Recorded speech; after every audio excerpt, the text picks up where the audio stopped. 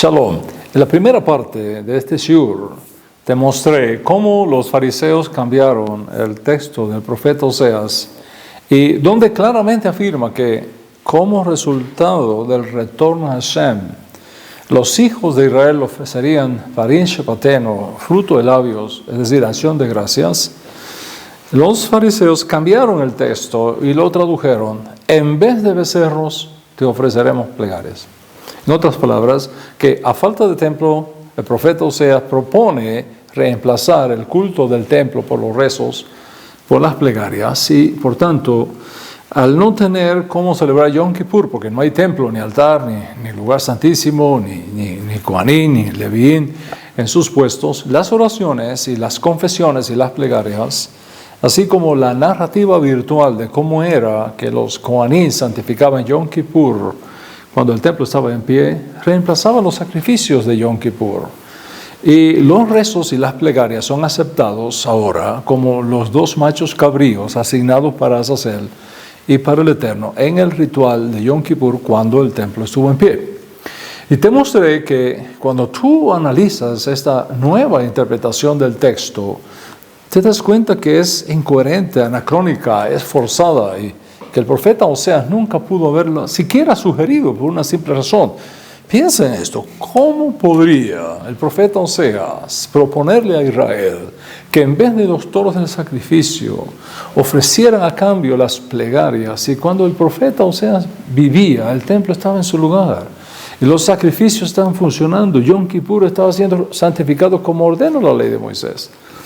Si el profeta Oseas hubiese enseñado a los hijos de Israel en esas condiciones que no necesitaban subir más al templo de Jerusalén, porque ahora Dios había cambiado su mente y en vez de Yom Kippur las oraciones reemplazaban a los dos machos cabríos y no había necesidad de subir al templo, habría sido un falso profeta, merecía la muerte según las leyes de la Torá.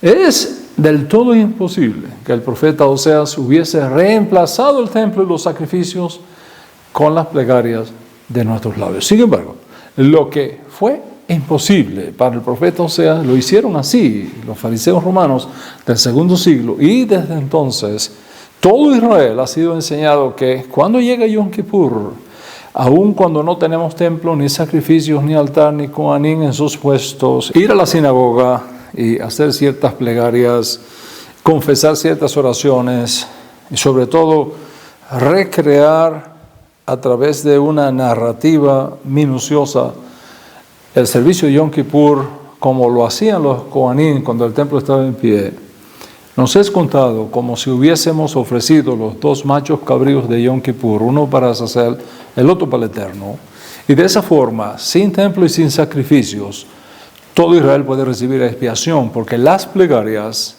reemplazan los machos cabríos. Para fortalecer más aún esta idea, otros sabios talmúdicos añadieron otro concepto, posiblemente el más sofisticado de todos, el más difícil de detectar por lo sutil de su propuesta. Y fue justo aquí donde nos quedamos en el shiur previo.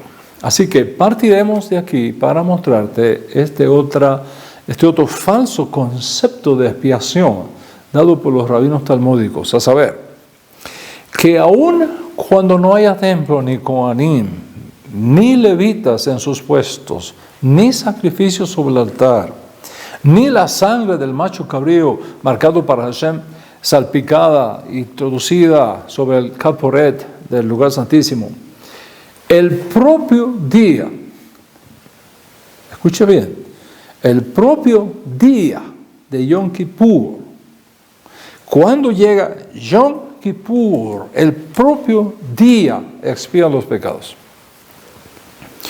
En otras palabras, aun cuando no haya templo, ni Kohanim en sus puestos, ni sangre del macho cabrío introducida en el lugar santísimo, aún así Israel puede recibir expiación en Yom Kippur por estas tres razones. Primero, cuando no puedes cumplir con un mandamiento, estudiarlo y reflexionar sobre el mismo es una forma de cumplirlo y genera el mismo mérito que si lo hubieses cumplido.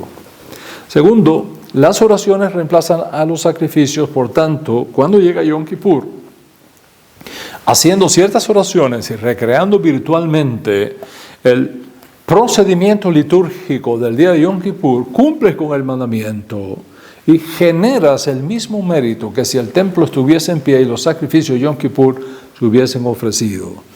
Y tercero, el día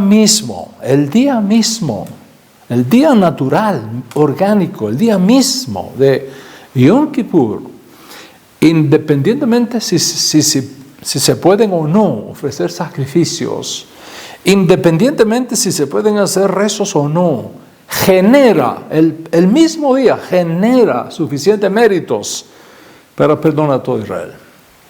Esta es la razón por la que verás que prácticamente no hay Yehudí que no suba a la sinagoga en Yom Kippur, toda vez que han sido enseñados que las oraciones reemplazan los sacrificios, que si multiplican las plegarias y las oraciones al día de Yom Kippur vas a estar abriendo una fuente de expiación para tus pecados, etcétera, etcétera. Es importante que tengas siempre presente, que la creación, la fabricación de todas estas fuentes de expiación es soslayar a Yeshua, esquivar a Yeshua, inhabilitar a Yeshua, descalificar a Yeshua, esconder a Yeshua de nuestro pueblo. Aun cuando Yeshua no tiene nada que ver con Yom Kippur, la idea, por los trasfondos culturales que existen, es soslayar a Yeshua a como de lugar. Observa esto entonces. El judaísmo talmúdico se ha pasado todo el tiempo creando fuentes de expiación para esquivar a Yeshua. Primero Isaac, la Akedat de Isaac. Por ejemplo, prácticamente no existe Sidur que no incluya en los rezos, incluyendo Yom Kippur, la Akedat, la atadura de Isaac. En este Sidur, por ejemplo, que tengo aquí en la página 19, dice así: sea tu voluntad, oh eterno, Elohim nuestro, nuestros padres, que te colmes de misericordias a nosotros, y de este modo, por la abundancia de tu misericordia, recuerda para nosotros la atadura a la que fue sometido nuestro padre Isaac, hijo de nuestro padre Abraham, de bendita memoria. Y dice, y contempla sus cenizas, a fin de tener piedad de nosotros y abolir los decretos duros y nefastos que pesen sobre nosotros. Piensa en esto. Contempla sus cenizas para tener piedad de nosotros. En otras palabras, el judaísmo talmúdico toma la figura de Isaac, toma el sacrificio de Isaac como una fuente de expiación para Israel. Esa es la primera. Segunda fuente de expiación creada por el judaísmo talmúdico: recrear virtualmente los sacrificios del templo para que ese recordatorio se transforme en una fuente de expiación. En este mismo Sidur, por ejemplo, en la página 29, como también en el Maxor de Yom Kippur, siempre hay una sección donde se describe detalladamente el orden que se seguía según el servicio de las ofrendas del templo. Aquí, por ejemplo, dice, acto seguido, se lee el siguiente texto que contiene una descripción detallada del orden que seguía el servicio de ofrendas en el templo. Y entonces se hace esa descripción.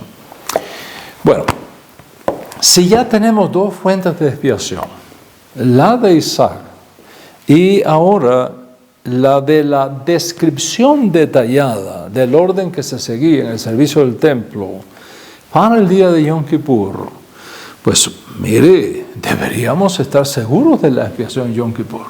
Pues para nada. Los rabinos talmúdicos añadieron otra fuente de expiación, una tercera. Por si acaso las dos primeras fallaban, tener una tercera. ¿Cuál es la tercera? Los 13 atributos de misericordia de Éxodo capítulo 34.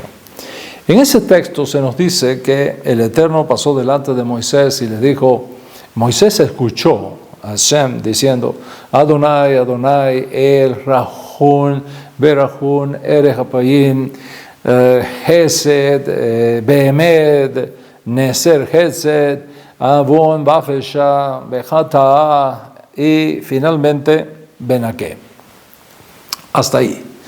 Entonces, afirman los rabinos, cuando terminamos de proclamar los 13 atributos de misericordia, entonces debes rezar, Rahum betanun hatenu lefaneja, Rahen alenu beoshienu. Es decir, misericordioso, lleno de gracia, hemos pecado delante de ti, ten misericordia de nosotros y sálvanos. Pero ya les he enseñado cómo los rabinos fariseos, que crearon el judaísmo talmúdico, cortaron el texto de los 13 atributos, lo mutilaron, dejando solamente el texto donde dice, Benaké al final, absuelve o purifica, sin continuar el texto. Entonces, luego de mutilar el texto y editarlo, lo imprimieron en todos los sidurín, de la siguiente manera, Shemot 34, 6 y 7. Entonces pasó el Señor por delante de él y proclamó, el Señor, Adonai, Adonai, Dios compasivo, clemente, lento para la ira, y abundante en misericordia y fidelidad, el que guarda misericordia a millares, el que quita la iniquidad, la transgresión y el pecado absuelve, purifica. Ven aquí. Hasta ahí lo deja. Y dejaron fuera el resto del texto de Shemot 34 que dice, y que no tendrá por inocente al culpable, lo yenaké poket avon avut, que no tendrá por inocente al culpable, que castiga la iniquidad de los padres sobre los hijos y sobre los hijos de los hijos, hasta la tercera y cuarta generación. Observa el texto completo en hebreo, Shemot capítulo 34, versículos 6 y 7. Y observa ahora, ese es el texto completo, ¿verdad? Observa ahora la edición y el corte que le hicieron los rabinos al texto, ¿ves? Ahí, ¡pum! Ven aquí, lo cortaron. Y al editar y cortar el texto de los 13 atributos, dejaron solamente la parte que dice, y el Eterno pasó delante de él y proclamó, Eterno, Eterno, Elohim, misericordioso, lleno de gracia, tardo para ir, etcétera, etcétera, que perdona la iniquidad, la rebelión y absuelve. Hasta ahí lo dejaron. Y hoy día, cuando la gente toma el Maxor de Yom Kippur y lee los 13 atributos, no leen el resto del texto que dice, y no tendrá por inocente al culpable el que castiga la iniquidad de los padres sobre los hijos y sobre los hijos de los hijos hasta la tercera y cuarta generación. No leen esa parte. ¿Por qué no la leen? ¿Por qué no la leen? Porque los rabinos lo cortaron del Maxor. Lo cortaron, lo editaron y lo cortaron. ¿Y por qué lo cortaron? Porque lógicamente los 13 atributos no fueron diseñados para perdonar los pecados, ni mucho menos reemplazar a Yom Kippur cuando Israel no tenga templo, sino que fueron diseñados para otra cosa.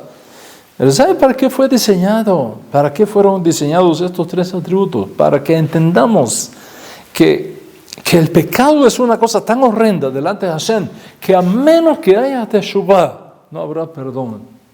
En otras palabras, el texto de los 13 atributos no asegura que confesando los 13 atributos tus pecados van a ser perdonados Yom Kippur, sino todo lo contrario, que ni siquiera siendo Dios un Dios clemente y misericordioso, tendrá por inocente al culpable, excepto que haya auténtica teshuvah, auténtico arrepentimiento. Observa entonces cómo el modelo de expiación propuesto por el judaísmo talmúdico vive buscando todo el tiempo una fuente de expiación diferente a la que propone la Torá y diferente a la propuesta bíblica del Mesías sufriente. Primero acuden a Isaac y a sus cenizas. Bueno, si el sacrificio de Isaac y sus cenizas fueran una fuente segura de expiación, ¿para qué buscar otra en los 13 atributos de misericordia? Pues la razón es obvia. Ni los propios rabinos se creen que Isaac sea un modelo seguro de expiación. Así que tienes que apuntalar eso con otra fuente de expiación que se repite decenas de veces en Yom Kippur, los 13 atributos. Y estos no completos, sino editados y cortados, para evitar que la gente vea el resto del texto de los 13 atributos. Ahora bien, si ya tenemos una fuente de expiación en Isaac, si ya tenemos otra fuente de expiación en las narrativas del templo, y otra fuente más de expiación en los 13 atributos, pues, óigame, deberíamos estar bien, deberíamos estar cómodos y seguros con esas 3 fuentes de expiación. Sin embargo, los rabinos no se fiaron para nada de esas 3 fuentes de expiación y entonces nos propone otra fuente más de expiación, la 4ª fuente de expiación, la mística. ¿Y cuál es esa fuente mística de expiación? Las reencarnaciones. Que las reencarnaciones son una fuente de expiación. En otras palabras, si no pudiste hacer las cosas bien en tu tiempo de vida, pues no te preocupes, hombre, Dios te va a enviar de nuevo al mundo, solo que en otro cuerpo, las veces que sea necesario, incluso hasta 613 veces, hasta que finalmente te purifiques y puedas entrar en el mundo por venir. Bueno, ya con estas 4 fuentes de expiación, deberíamos estar súper segurísimos de que tenemos asegurado el perdón de Yom Kippur. Pues no, el judaísmo talmúdico añadió otra fuente de expiación más, un gallito blanco, un pollito blanco para los varones, una gallinita blanca para las mujeres, y esta es la 5ª fuente de expiación, como este pollito blanco que tengo aquí. Entonces, esta es la 5ª fuente de expiación. Previo a Yom Kippur, te tomas este pollito, ¿verdad? Te tomas este pollito, o una gallina blanca para una mujer, y se hace la famosa ceremonia de Kaparot. Kaparot. ¿Qué dice la ceremonia? Tienes que tomar el gallito, ¿sí? Tienes que tomar el gallito, ¿sí? Darle 3 veces vuelta en tu cabeza, ¿sí? Y decir, esta es mi sustitución, este es mi intercambio, este pollito es mi expiación, este pollito será degollado y yo voy a tener una vida buena y paz. Y entonces lo puedes decir también, ¿sí? Tranquilito que no te va a pasar nada, Okay. Lo puedes decir también para otra persona. Bueno, pues luego se sacrifica el gallo, se cubre la sangre con tierra, haces una sopa con el gallo, te la tomas y ¡pum! Perdonado en Yom Kippur. Por supuesto, cuando impugnamos esto del gallo, como han hecho otros rabinos y no han tenido éxito, cuando impugnamos esto, cuando enseñamos al pueblo que estas 5 fuentes de expiación creadas por el judaísmo rabínico son anti-Torah, ineficaces, y que quien se ampare en ellas se volverán tan insolventes espiritualmente como sus propios inventores, pues nos ganamos su rechazo, nos ganamos su virulencia, se incomodan con nosotros, nos lanzan todos los misiles de oprobio, calumnia, habladuría, desacato, doble ética, difamación, descrédito, para usted de contar. Por una simple razón, le estamos quitando la venda de los ojos a nuestro pueblo y demostrándoles que han sido desviados de la Torah, que han sido engañados con todas esas falsas fuentes de expiación, que si fuesen auténticas y eficaces, con una habría sido suficiente. Pero ellos mismos no confían ni en la primera, ni en la segunda, ni en la tercera, ni en ninguna. Y tú tienes que conocer estas cosas. Y a los creyentes emergentes que están entrando en los caminos de Israel, saber cómo usar el sidur, saber cómo usar el maxor.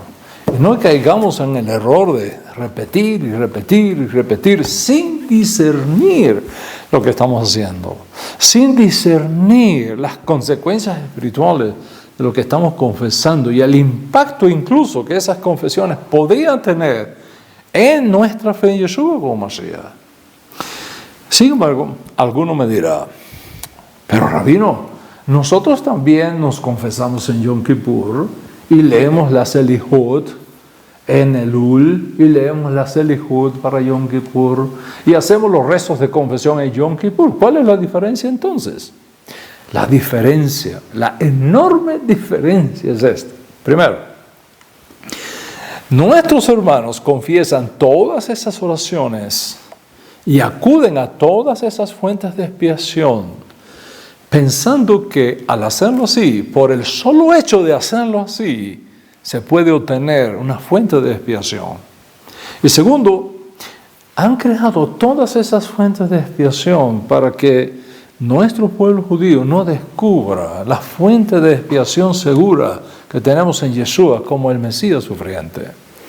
Entonces, para esquivar a Yeshua y para crear una fuente de expiación alternativa para nuestro pueblo, sin Yeshua como Mesías sufriente, sin que Yeshua sea importante o atractivo, se crean todos estos atajos expiatorios, sin darse cuenta que al hacerlo así, ni sus creadores, ni los que lo siguen, tienen realmente alguna fuente segura de expiación. Ni la primera con Isaac, ni la última con el gallito blanco. Pero es cierto que nosotros también hacemos rezo y levantamos plegarias, pero la intención, la motivación es totalmente diferente. Nosotros hacemos las oraciones que hacemos y los rezos que hacemos para reafirmar la fuente segura de expiación que ya tenemos en la Torah y en Yeshua como Mesías. Son dos cosas diferentes, dos objetivos diferentes, con intenciones totalmente diferentes. Y no podemos equivocarnos en esto, no podemos equivocarnos en esto, so pena de inhabilitar a Yeshua, lo aleno, sin querer, sin intención, por ser incautos y no extremadamente cuidadosos de qué rezamos, qué confesamos y por qué lo hacemos. Para concluir este shiur, quiero recordar varias cosas sobre Yom Kippur. Primero, no es cierto que Yom Kippur expíe todos los pecados. No es así. Yom Kippur, por ejemplo, no expía los pecados entre los hombres con los hombres. Yom Kippur no está diseñado para perdonar los pecados entre los seres humanos. Si un hermano peca contra ti o tú contra tu hermano, Yom Kippur no expía esos pecados. Esos pecados son expiados por la gracia de Dios, partiendo del perdón que nos hagamos los unos de los otros. Como dijo el Ribi, si tú no perdonas a tu hermano su ofensa, tampoco te perdonará a ti tu Padre en los cielos. Y esa es la razón por la cual, antes que llegue Yom Kippur, los judíos y todo el pueblo de Israel buscamos reconciliarnos entre nosotros mismos, porque los pecados entre nosotros no son expiados en Yom Kippur. Solamente los pecados cometidos contra Hashem, que tienen perdón en el sistema levítico, son expiados en Yom Kippur. Segundo, Yom Kippur tampoco expía los pecados cometidos intencionalmente contra el prójimo. Por ejemplo, cualquiera que diga, pecaré y cuando llegue Yom Kippur me confesaré y seré perdonado, su pecado no será perdonado ni siquiera en Yom Kippur. Tercero, Yom Kippur no expía los pecados penados por Karet en la ley de Moisés. Los pecados penados por Karet, que caen dentro de la categoría de Fesha o Feshaín, no son perdonados en Yom Kippur. Por ejemplo, un asesino no es perdonado en Yom Kippur. Uno o una que se haya acostado con el esposo o la esposa de su prójimo no es perdonado en Yom Kippur. Un hechicero no es perdonado en Yom Kippur. Un brujo no es perdonado en Yom Kippur. Un hijo o una hija que haya maldecido a su padre o a su madre o levantado su mano para pegarle y pegarle a su papá o a su mamá, no es perdonado en Yom Kippur. Uno que haya tenido relaciones íntimas con su cuñado o su cuñado no es perdonado en Yom Kippur. Uno que se haya acostado con su suegra no es perdonado en Yom Kippur. Uno que haya tenido relaciones sexuales con animales no es perdonado en Yom Kippur. Y así sucesivamente. Todos los pecados penados por karet en la ley de Moisés, cometidos intencionalmente, con premeditación, con alevosía, no son perdonables ni en Yom Kippur ni por ningún otro medio disponible en la ley de Moisés. En otras palabras, la ley de Moisés no está diseñada para perdonar los pecados del tipo feshá o feshaín, que son penados por karet, la pena capital, y por tanto ninguno de estos pecados son expiados en Yom Kippur. Yom Kippur expía los pecados nacionales de Israel que son expiables de forma regular por las provisiones de las korbanot establecidas en la ley de Moisés. La diferencia suprema entre aquellas expiaciones y Yom Kippur es que las primeras son personales, mientras que Yom Kippur es nacional, incluye a todo Israel, a cada hijo, a cada hija de Israel. En otras palabras, si por alguna razón pecaste y no pudiste ir al templo y presentar los sacrificios ordenados por la ley de Moisés para expiar esos pecados, cuando llega Yom Kippur, las confesiones que hace a tu favor el sumo sacerdote y los sacrificios que presentan expían esos pecados y todo Israel es perdonado como nación, sea que estés en Jerusalén o en el exilio. ¿Qué hacer cuando no hay templo, ni sacrificios, ni Yom Kippur? Como fue el caso en el primer exilio de las tribus norteñas, o como fue el caso del segundo exilio de la tribu de Judá en Babilonia, o como es el caso ahora mismo, a partir del año 70, cuando Jerusalén y el templo fueron destruidos, porque ya no tenemos al templo, no tenemos los sacrificios, no, estamos sin templo, sin altar, sin sacrificios. ¿Qué hacer? La única esperanza es la Teshuvah. Cuando hay Teshuvah, cuando hay un corazón contrito y humillado que se vuelve a Hashem de sus malos caminos, en verdadero arrepentimiento, Dios perdona el pecado, aun cuando no haya templo ni sacrificios expiatorios. Si hay Teshuvah, si hay verdaderamente un corazón contrito y humillado, aun cuando los pecados cometidos no sean expiables, ni siquiera en Yom Kippur, por los méritos de Yeshua, el Goel enviado a Sion, Dios te perdona todos los pecados, incluso aquellos que no tienen perdón en la ley de Moisés. En otras palabras, si has cometido asesinato, si has violado a una mujer o a un niño, si lamentablemente has asesinado, permitido el asesinar a un bebé aún no nacido, si has sido infiel a tu esposo o a tu esposa, si has practicado o estás practicando la hechicería, la brujería y cosas semejantes a esas, si has maldecido o golpeado a tu papá, a tu mamá, si has tenido relaciones sexuales ilícitas, sea con niños, con animales o con el mismo sexo, ninguna de estas violaciones tiene perdón en la ley de Moisés, ni tampoco son perdonables en Yom Kippur. Sin embargo, Hashem ha provisto en su gracia y misericordia supremas una fuente de expiación segura y confiable.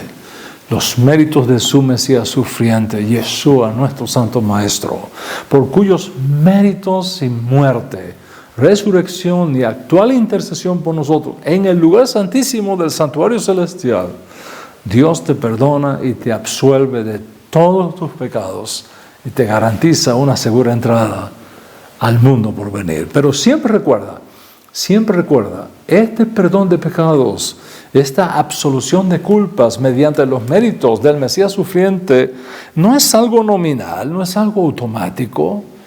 Por supuesto que no lo es.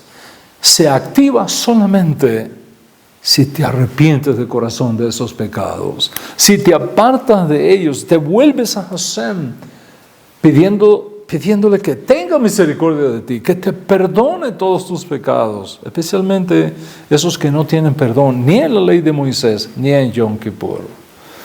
Es por eso, mis amigos, lo más importante en Yom Kippur no es abstenerse de relaciones sexuales y nos abstenemos. Lo más importante en Yom Kippur no es dejar de usar zapatos de cuero de animales y no lo usamos. Lo más importante en Yom Kippur es la teshuvah, el arrepentimiento.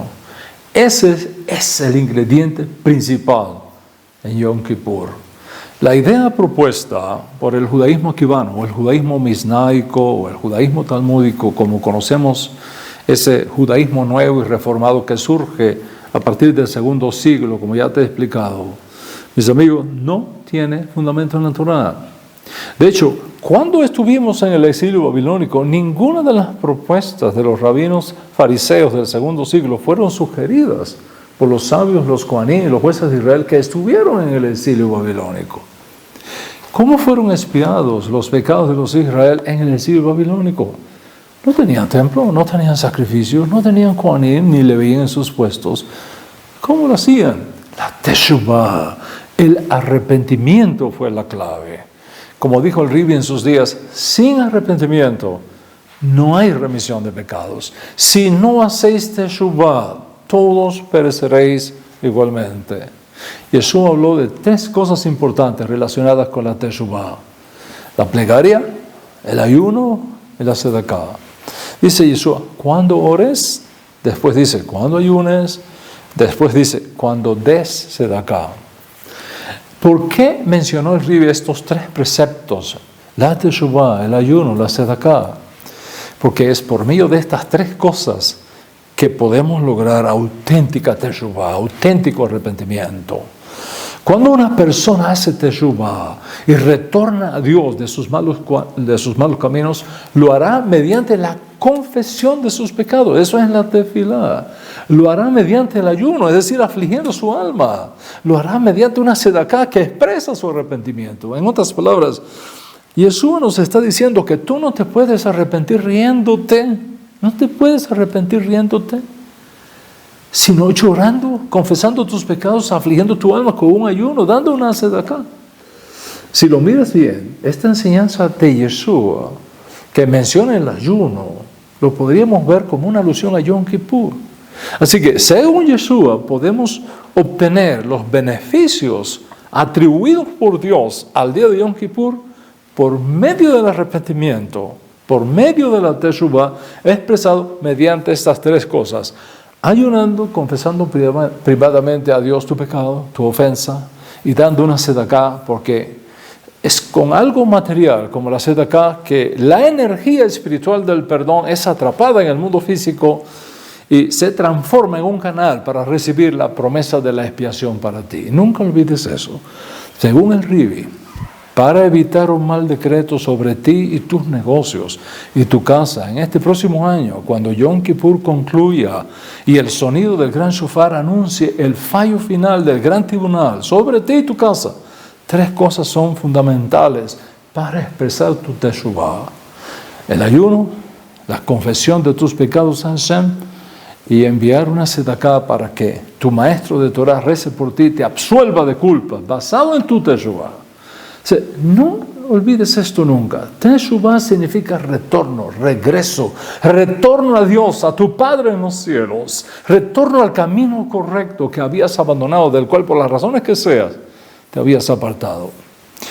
Por supuesto, cada vez que pecamos debemos confesarnos a Dios y buscar retornar al camino correcto. No importa si es o no Yom Kippur. Pero estos 10 días que hemos pasado y este sagradísimo día de Yom Kippur donde estamos, están diseñados precisamente por Hashem para abrir de par en par las puertas de la gracia y la misericordia, de modo tal que aún el más alejado pueda retornar, aún el que haya caído más abajo se pueda levantar. Mis amigos, mis amigas, la revelación de Mashiach ben David dependerá mucho de nuestras acciones, de nuestro comportamiento, de nuestra teshuvah. La teshuvah es un requisito para la redención final, porque ya lo dijo el Ribi, no habrá redención sin teshuvah. Rabino Shaul lo dijo en sus días, ya no vivo yo, sino Mashiach en mí.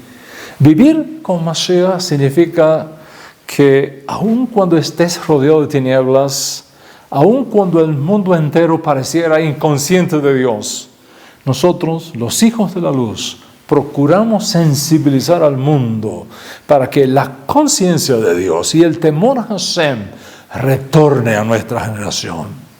No significa aislarte del mundo y vivir en una cueva, renunciar a la electricidad, al automóvil, al internet, a la televisión, a los medios sociales, hacer voto de pobreza. No es eso. Es aprender a vivir en el mundo moderno, con todos sus beneficios, con todas sus conveniencias tecnológicas, pero nunca olvidando que, como dijo el Ribi, la felicidad en la vida no depende de los bienes materiales que uno posee. Depende de cuán intensa y poderosa sea tu relación personal con Hashem. Tomar tus recursos modernos y ponerlos al servicio del reino, impregnando nuestra generación con la conciencia del propósito divino por el cual hemos sido traídos a este mundo en este tiempo, es la palabra de orden. Mis amigos, al imbuirnos en el día más sagrado del año, como lo es Yom Kippur, todas estas consideraciones e ideas que te he compartido son importantes que estén en tu mente. Que estén en tu mente para que no te dejes arrastrar por ideologías y costumbres que responden a una agenda diferente a lo que realmente Dios Altísimo ha provisto para nosotros con estos diseños de gracia y perdón mediante 3 principios fundamentales que no pueden faltar nunca, mucho menos en Yom Kippur, según lo ha enseñado nuestro maestro, el maestro de justicia de Israel y del mundo, su majestad electo, Yeshua HaMashiach, la Teshuvah, el arrepentimiento de corazón, un arrepentimiento expresado en 3 aspectos fundamentales: la tefilá, la plegaria, el ayuno, especialmente el ayuno de Yom Kippur, la tzedakah, una donación que expresa tu deseo sincero de regresar a Hashem, de tener un buen veredicto, un buen año, dulce y alegre, de salud, de larga vida, de provisión, de manutención, de alegría, de prosperidad, para ti y tu casa y para toda la casa de Israel. Y eso es lo que más deseo para ti y para tu familia y para nuestro noble pueblo judío. Que el Eterno, al concluir Yom Kippur, por su gran misericordia, y viendo tu corazón contrito y humillado por los méritos de nuestro justo Mesías Yeshua, te envíe un buen decreto para este año. Un decreto bueno para salud, largura de día y abundancia de provisión. Que al concluir Yom Kippur y escuches el gran shofar, replique en tu alma un buen fallo, un buen veredicto por parte del Tribunal Celestial para una vida buena y para la paz. Que al concluir Yom Kippur y escuches el gran shofar, sea dado sobre ti y tu casa un buen fallo de consolación, de perdón, de abundancia, de alegría. Que al concluir Yom Kippur y escuches el gran shofar, sea dado sobre ti y tu casa un buen veredicto, recibiendo desde el cielo gracia y nuevas oportunidades, recursos y cosas nuevas y maravillosas que nunca imaginaste. Que al concluir Yom Kippur y escuches el gran shofar, sea dado sobre ti y tu casa un veredicto para sanidad de tus aguas y bendición de tu pan. Que al concluir Yom Kippur y escuches el gran shofar, sea dado sobre ti y tu casa un veredicto de buen sustento y manutención. Que al concluir Yom Kippur y escuches el gran shofar, sea dado sobre ti y tu casa un veredicto de redención y de salvación. Que al concluir Yom Kippur y escuches el gran shofar, sea dado sobre ti y tu casa un veredicto de bendición para tus momentos de necesidad. Que al concluir Yom Kippur y escuches el gran shofar, sea dado sobre ti y tu casa la orden de puertas abiertas, de cielos abiertos, de caminos abiertos para ti. que este año veas delante de tus ojos las puertas abiertas de nuevas oportunidades, las puertas abiertas de rocío y bendición. Que veas este año las puertas abiertas del perdón, la reconciliación, la honra, las puertas abiertas de la revelación de los misterios de la Torá, las puertas abiertas de la revelación de los misterios del Mashiach, las puertas abiertas de un buen nombre, de un buen negocio, de un buen compañero, de una buena compañera, las puertas abiertas para ti, de par en par, para la curación completa, para la prosperidad y el regocijo, para nuevas almas y para el sello de la vida eterna. Amén, ve amén. Shalom.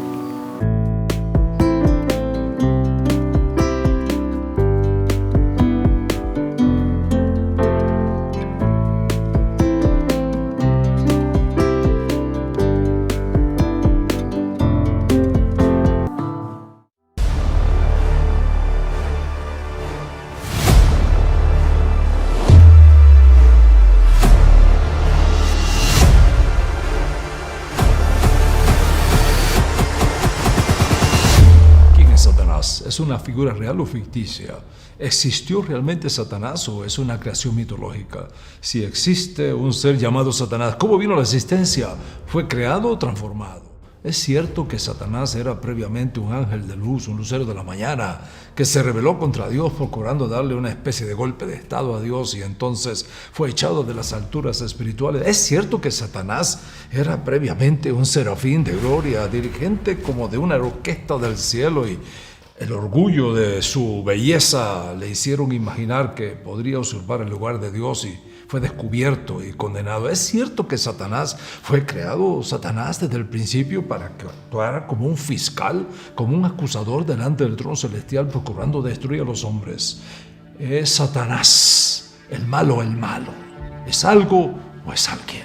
¿Quién está detrás de toda esta agenda globalista que a todas luces se opone a todos nuestros principios de la Torá, destruyendo valores, proponiendo la creación de un nuevo orden mundial donde una élite gobernante sería la única que podría comprar y vender y el resto servir a sus intereses?